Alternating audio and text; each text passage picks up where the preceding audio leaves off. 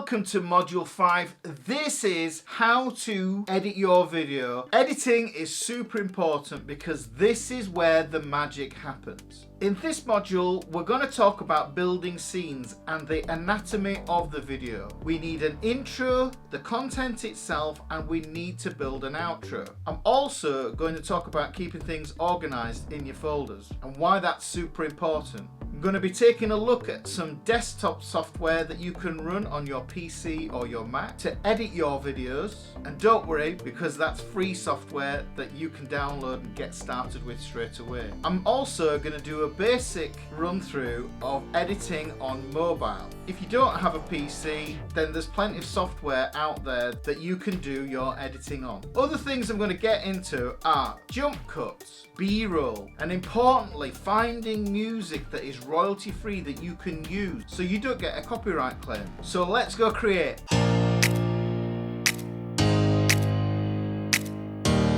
Okay guys, so in this section, what I'm going to do is I'm going to talk about building scenes. Now, what do I mean by building scenes? Each segment of the video contains different scenes within it. And basically, when I plan out my editing, I think about the topics that I want to cover, the things that are based around that keyword research. I know I'd keep drumming about the keywords research, but it's really, really important. This is getting deeper into the anatomy of the video. It also is going to inform me what resources I need, what graphics and overlays and all those kind of things, those things to make the video even richer, what I'm going to need to make that happen. So the first thing that I think about when I create a video is the intro. So we have the intro. Now with the intro, I want that to be uniquely identifiable. I want everybody to go, oh yeah, that's Ricky's video. I also put text in there of what the video's about because I know that YouTube reads it and checks it against the titles and the descriptions. That is the first part there. That's when I introduce the video. Generally, when I do that, I want to think about what the viewer is expecting. Because like I said, the first 15 seconds, tailoring that first 15 seconds so that we get that intro bang on so that the algorithm knows what's going on in this video. Now for this video today, this is going to be the building scenes section. So after the intro, I'm going to put this video that I'm recording here now into that section there. But what I might want to do is in between there is I want to have a little bit of a text intro. When I film each of these, I shoot each section, each scene as its own video. If you try and stack too many scenes in one video and your computer crashes, then you have lost your footage. So it makes sense to do this in chunks. So I would shoot the intro, then I would shoot this section here, which is going to be build. The next section I'm going to talk about is organizing your folders. So we've got the folder section. I filmed that as another scene. And when I get into the editing towards the end of this video, you will see as I drop these in how there are individual movies in their own right. So this is scene 1,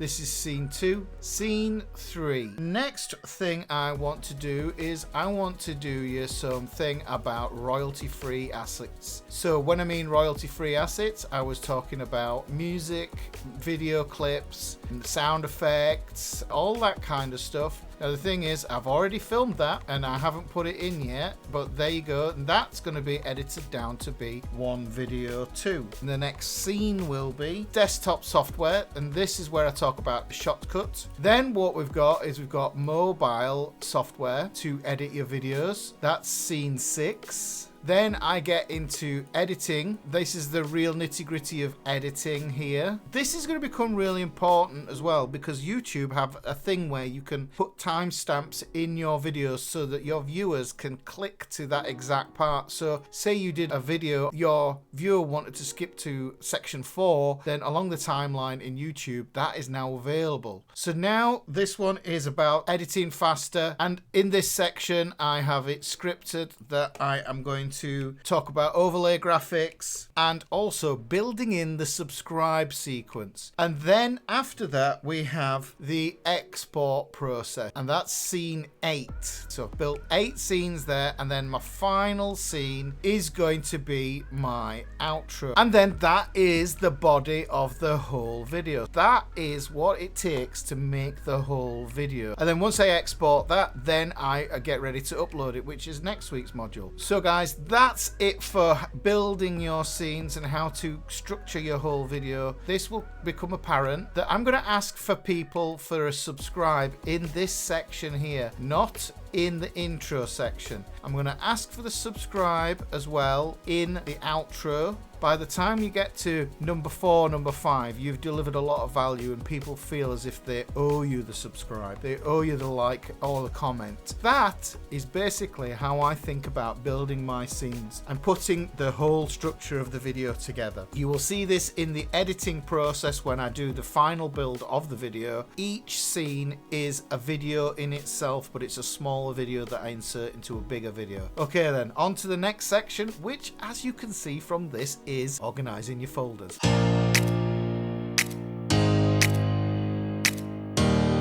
Okay guys, this is a quick section about getting organized and making sure you organize your folders so that you can find the files you need to create your videos when you are editing. It's always a good idea to have one folder that you use for the whole of the project. This is the project folder for this course that you are seeing now. And as you can see, what I have is I have file folders for all the modules themselves. I also have other general assets. I have a big folder that is for the whole of the project, but then what I'll do is I'll have folders for the sections within those projects themselves. I generally like to keep all the images in the master folder because sometimes those images get shared across videos. I don't want to go rooting through folders to try and find a video or an image or an audio file. What I tend to do as well is I have module outlines for each module, like I talked in the last video about outlining your videos. So these are the outlines for all those videos. I've even got my course outline, which is there. But if we look inside this folder here, this is module 5 that we're shooting now, and this is generally how I set this up. I already have my thumbnail ready, and these are the sections that I think I'm going to do. The most important part is to have assets, anything that might be specific to that I want to put in there, and raw footage. Raw footage can be the files that I have recorded, anything that I'm dumping from my phone video wise or from my camera, so I can dump that raw footage in there, and then when I open my project in my editing tool, then it is ready to rock in there. Generally what happens is I like to have a little bit of a tidy up once I've done, and if we look at module 4 here, that was the last one, I have everything in there that I need to just get back into the project again. If I want to remash it up or reuse any of that content again, then I know where that content is. I've got my videos in there, I've got my raw footage and everything else like that. So this is really useful for when I am building scenes. It just helps manage your projects if you are more organized. So make sure you create a folder for each project, guys, and put all the assets in there. Know where it all is. If you don't have enough space on your hard drive, keep them on a portable drive, you know, on a USB stick. Okay guys, so on to the next section.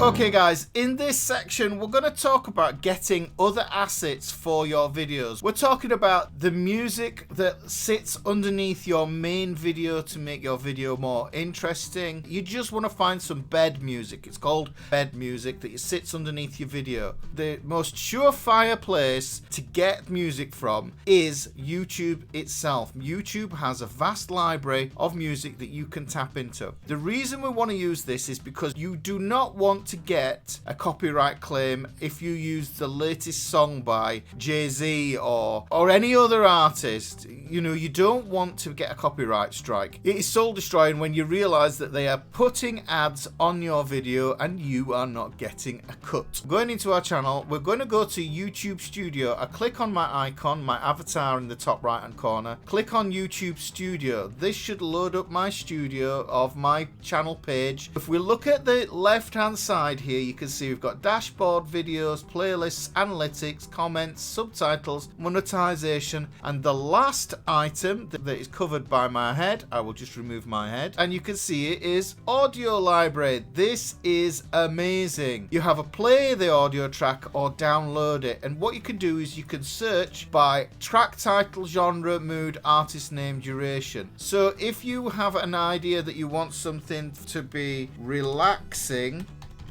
then what we do is we hit that, contains relax, ready or not, happy, calm, happy, inspirational. So growing space, let's look at that one. Let's play that.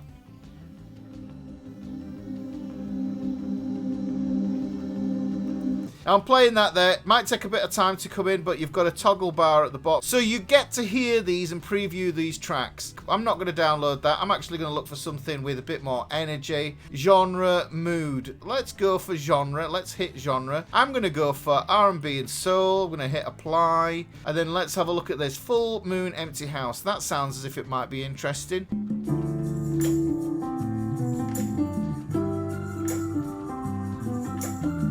That's a great track. I'm going to download that, and then what I'm going to do is I'm going to store that in my folder for this project. So I'm just saving that in my assets folder so I know where that is. Really, it's just a matter of taking time, listening to some of this music, what music is going to match the vibe that we're trying to create, the dynamic of that video. So we have somewhere to get music from. There is a ton of music for you there for free. We already know how to get images from Pixabay, but maybe you didn't know that you could get video footage from Pixabay as well. And if I scroll down here, these are all clips that you can get. If I hover over this one, you can see it's got clouds. Hover over this one. Oh, that's seaside. I'm going to search for sea in there. So if I hit sea, then it gives me a load of free footage I can grab. Guys, notice this. You see these top 4 here? Those are paid for videos. That's sponsored video. Those are adverts. Don't click on those. You've got enough going on here with these. So I'm going to take this and I might use these for my B-roll. Let's have a look. So I'm going to take that one there. I'm going to download that. I'm going to download it in 1920 by 1080p. If I have higher resolution, then it's going to be a bigger file size. 1920 by 1080p is going to be good enough. But if you need to zoom in on something in that video, then go for the higher resolution. And I'm downloading that to module 5 to my assets there. Let me get another one. I'll get this one. This is 29 seconds of footage. Let's grab another one. This one's a little bit longer. It's 31 seconds. Now I have 3 pieces of footage that I can add in there, but I could also put something else in there more like beach. Let's have a look. So let's have something a little bit more like beach, someone walking along the beach. I can create a montage with these. Let's have this one here. And so you can see that I can get files from Pixabay. It's not just images. You can even get music from Pixabay as well. Pixabay has got some wonderful tools for you. Another website to get free video from is pexels.com. So we've got Pexels as well. So say we look at beach in there.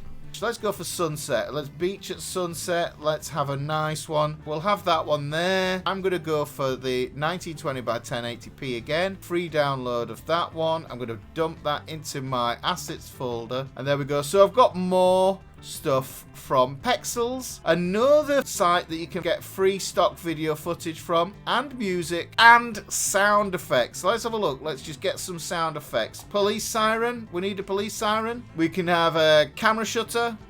There's lots of different sounds here that we can download and we can put into our videos to help us to make some drama and tell the story that we have. And that's at vidivo.net.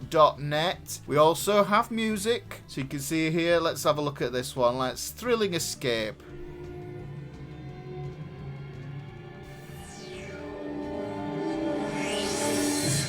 Now, obviously, with these things, if you have an account, then you will obviously unlock more features. But honestly, guys, you just need to get yourself over here. You've got motion graphics in here as well. This could be for the end of your video when you are doing your subscribe sequence. But other than that, I can look on here, all videos. I can search. Remember those top ones there, guys? It's the same thing again. It's Shutterstock. Let's have a look at some beach footage. That gave me a little pop-up there, but notice it says free or premium. Premium means you have to buy it. We don't want to have to buy it. So what we're going to do is we're just going to click on that one there that says free. It says it's 1080p. We'll have that one. With White Sandy Beach, let's play it. There you go. We have more assets than we need to make these videos dynamic. So Vidivo.net, Pexels.com, and Pixabay.com. You can curate a load of assets for your videos and put them in there.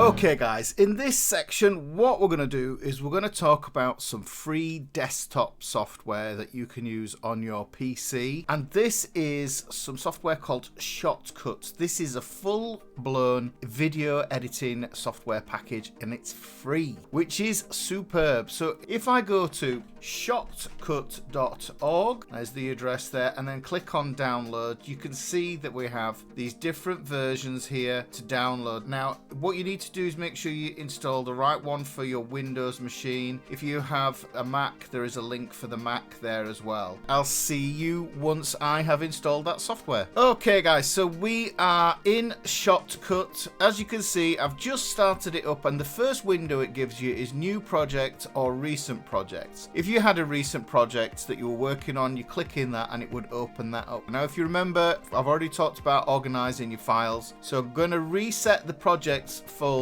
Okay guys, so I've set my folder up to be in the module folder as I specified, in keeping your files organized so you know where everything is. This project is going to be called Shotcut Demo, and then what I do is I click start. That opens up the whole of the interface there, but what I'm going to do is I'm just going to drag it around because I know that my video is going to be here. I can also see in recent files that I have opened. What we really want to do is get to the playlist. If we get to the playlist, we click on that there, you can see there it says double click a playlist item to open it in the player. Like any software, what you've got to do is you've got to get stuck into it, have a play around with it, break it, make mistakes, lots of stuff like that. As you can see in the recent, it says Shotcut there, MKV, that's the one we want. I'm going to just drag that into the playlist and you can see that pops up in there. Guys, in this section, what we're going to do is so that's gone in there, and then what I can do is I can drag any other assets that I want in there. Now I want some music in there as a bed for that, so I'm going to drag that in there. If I double click on that,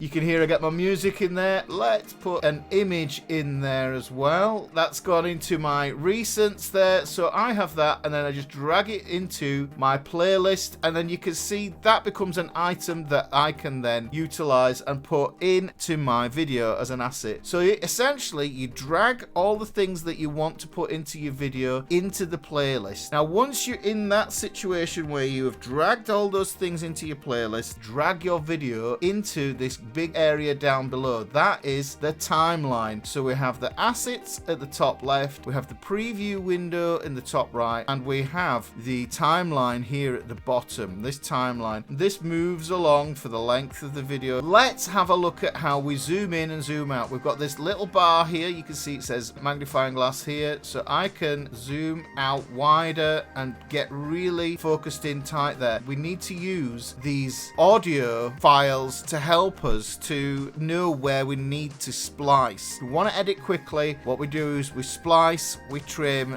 then we finesse things, then we make sure everything flows, delete any bits that we don't want. I could go along and just splice that there. What I'm going to do now is I'm going to click on the hamburger on the left hand side there, and I'm going to add an audio track. Now I've added that audio track, I have somewhere to drag my backing music. I have the audio in my playlist, and that is Club. I'm going to drag it and drop it straight where I want it to be, and when I hit play now you can hear that the backing track is louder than my voice.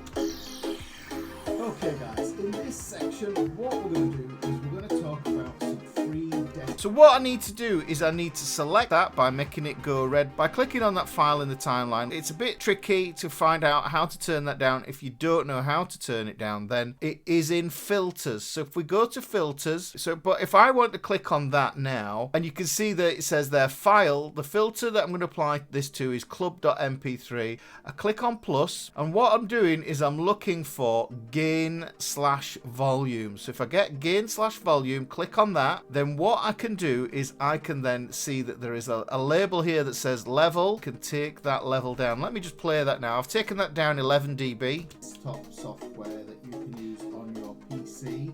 Now I can do that live so I can get an idea of how loud I want that backing to be against my voice. And this is some software called Shortcuts. This is a full-blown video editing software package, and so you can hear that. Generally, by cutting the volume of a backing track by about 30 dB, you end up with a good bed that sits underneath the main part of your video. If there's no dialogue in the video, then of course you don't have to worry about editing the volume of any tracks that you put on there. So what I'm going to do is I'm going to lock that audio for now, and you can see that it gets shaded out. The reason I'm doing that is because I'm going to splice the footage, but I don't want to splice the audio as well. So I'm just preserving that by locking it in place. So what I'm going to do is I'm going to take that footage, use that magnifier, slide that along, but not too big because I need to be able to see where the gaps are. And then once I know where the gaps are, that's when I'm going to hit that splice. This is the one we want. Split it, playhead here. But we also have a shortcut key as well, which is S. So if we find where I think the gaps are, and then if I hit S, that just cuts it there. So if I hit that S, there you go, S.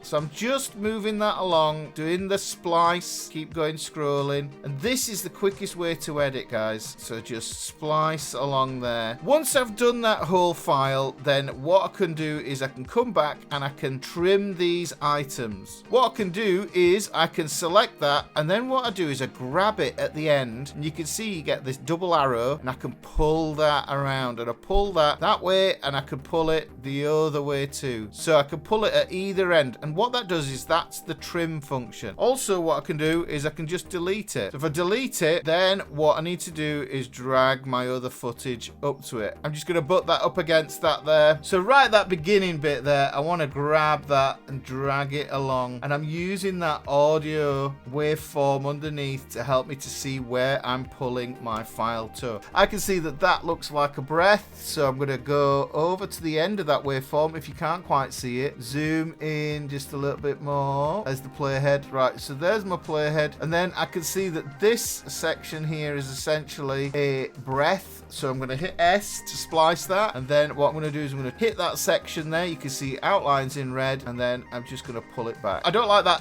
so I'll get rid of the and I'll just drag that to there. That looks about right. Shuttle that up.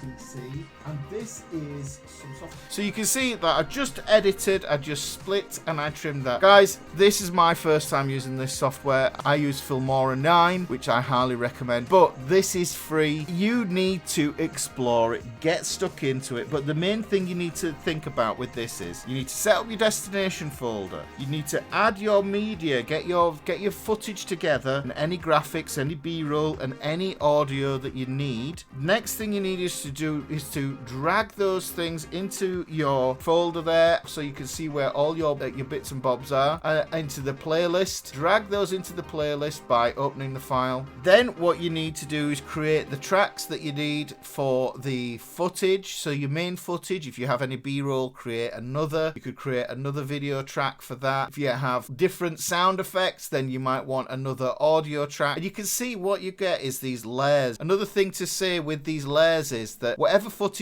is at the top will be seen first, and that generally happens with adding an image. So let me add an image just to show you what I mean by that. I've added this here, and what it's going to do, it's going to sit on top of the video. Some software called Shortcuts. This is a full-blown, for the duration that was on there, that image, some software called Shortcuts. You can see that sits on top of there. Now, if I want to edit that, then what I'm going to have to do is go up to Filters, Properties, and then what I can do is Rotate and Scale. I'm going to go to Scale, and I'm going to take that, and I'm going to just move it up there, and just make it big enough so that it covers the whole of the thing. So what I'm going to do here is I'm going to add some text to this, and what we do is we go up to the top where it says open file, where we loaded our other assets, the video and the images, but what we're going to do is we've got to click on open other, and then if we click on text, then we get another dialog box, and we can put some text in there.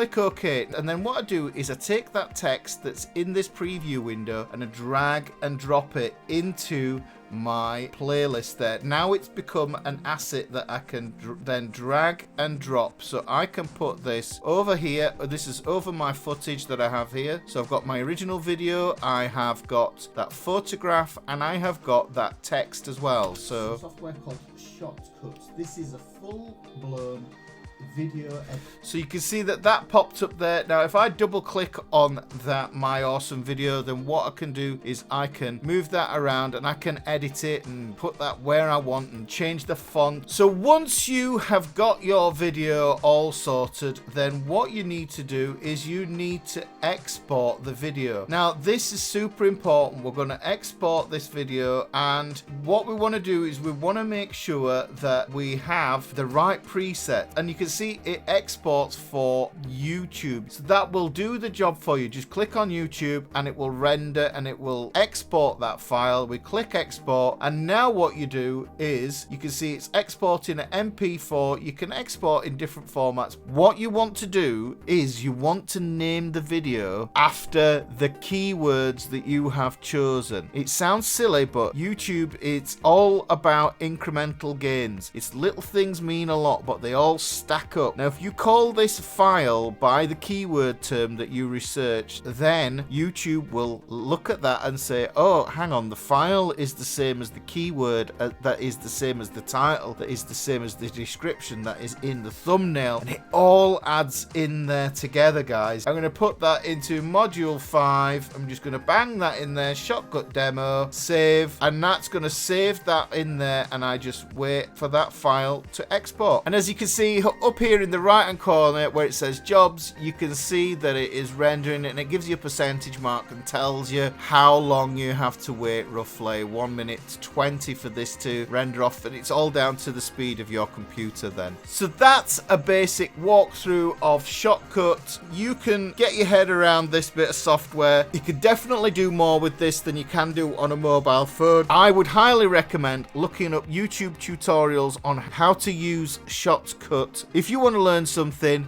YouTube has all the training videos you need, and there will be videos out there on how to learn Shortcut, iMovie, Final Cut Pro, Filmora 9, any video editing package you can think of, you will find it. Right, okay guys, on to the next section.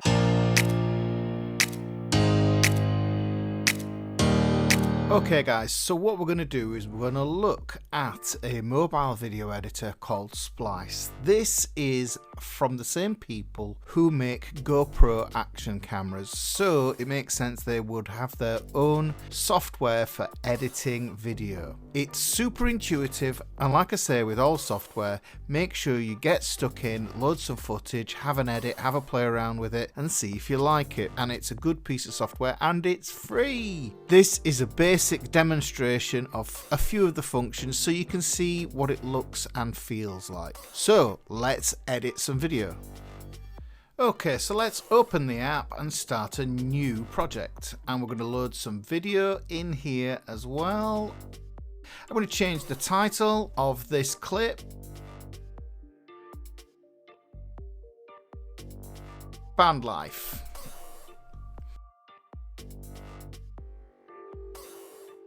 I'm going to activate animated photos and make sure I'm shooting in landscape.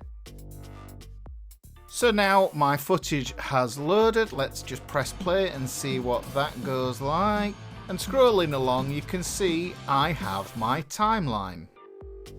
So I'm going to select some text and put some text over the top of this. And this is recording new material.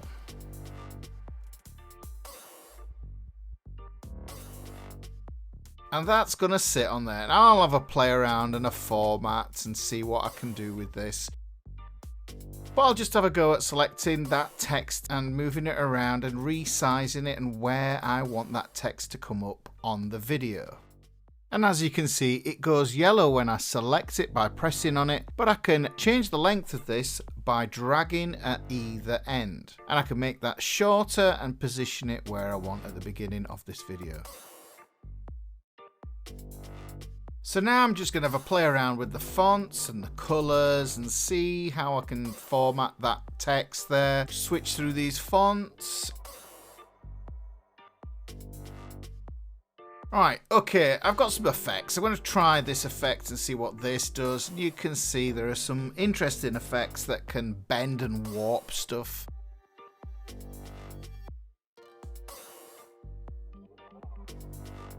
So I'll just add a little intro screen there, just GN Studios Huddersfield. I can add more there, I could do some more titling just to make the video more dynamic. But next I want to have a look at some transitions, and I want to get the footage and cut it and do the splicing. And the splicing tool is in the bottom. There we go. There's the split, call it the split tool. So I'm going to split that footage. And we can see we have left and a right hand side. And I'm going to put a transition across there to make it look like it's got a glitch. And there it is. There's the glitch. I'm going to choose whip.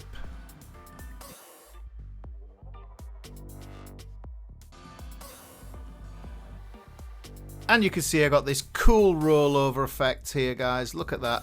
It will roll over now. So I've just about finished editing. Let's export that video and we'll look at the settings in the export screen. As you can see, we can choose 1080p and we can then save this. We've got to render this off, export this video, and then we can upload it to YouTube. So that video is recorded to my camera roll and it is successfully exported. There we go, guys. I'll see you in the next bit.